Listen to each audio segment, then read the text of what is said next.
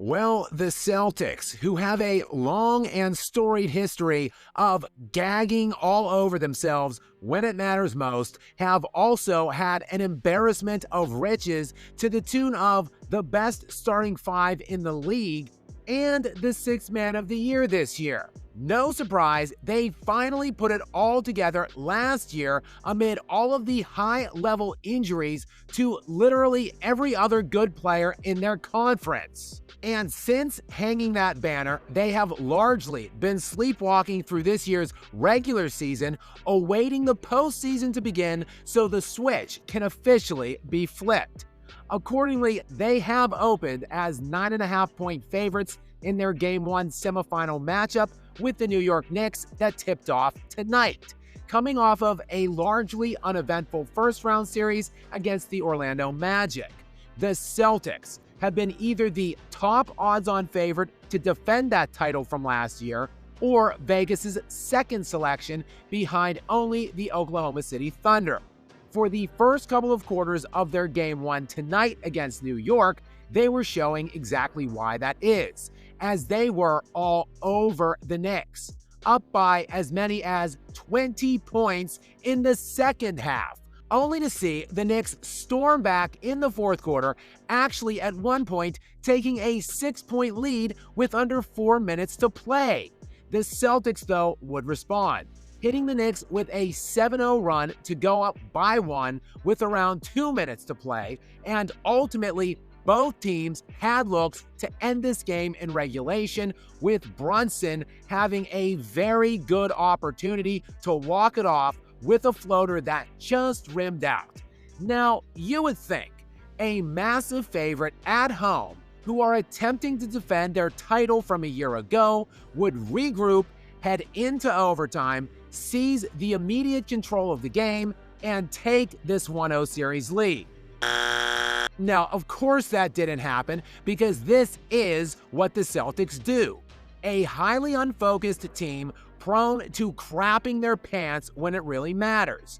Sure, that proclivity to go poopy in the most inopportune of times didn't catch up with them last year, but again, that was in the face of all of those injuries last year. Then, let's be honest here, a highly favorable pool from the Western Conference in the Dallas Mavericks, who absolutely imploded in their own right. Now, will these choking ways catch up with them this year, unlike last? Well, it is still too soon likely to tell, but there is no doubt they will face much bigger obstacles this season on their way to a title if they are going to defend the one from a year ago. And it certainly couldn't hurt moving forward if they found a way to not miss 45 three-point attempts. What? Yes, you did hear that properly. The Boston Celtics tonight found a way to set an all-time NBA record in this game by missing 45 three-point attempts. Not hard to blow a 20-point lead when you're doing that kind of stuff.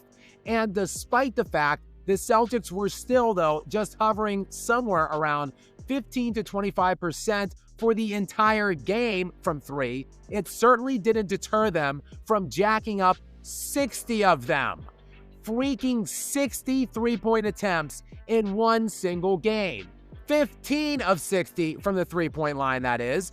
Jaylen Brown was just 1 of 10, while Jason Tatum was 4 of 15. 25 threes amongst just 2 players. It really was a breathtaking sight to behold, and despite all of that, despite Kristaps Porzingis playing in only 12 minutes before bowing out with some kind of illness, the Celtics still barely lost this game 108 to 105 in overtime. The Celtics have at the very least the best lineup in their own conference, if not arguably the best in the entire league, behind maybe only the Oklahoma City Thunder. Thus, their margin for error is much larger than practically anyone else. But they are not entirely immune from the insane choke jobs which dogged them for a very large period of the Tatum and Brown era. Tonight's game could certainly be nothing more than a blip on the radar on their way back to the finals round. Still though, the series we have all been waiting on all year long between the Cavaliers and Celtics in the Eastern Conference Finals could very well be in doubt. And that is since the Cavaliers also lost their Game 1. The Cavs will have a shot to bounce back tomorrow night though in Game 2, while the Celtics won't get their chance to avenge this heinous gag job until Wednesday night. Both will be must-win games for the 1 and 2 seeds out east, facing the prospect of the dreaded 0-2 hole and then having to go on the road.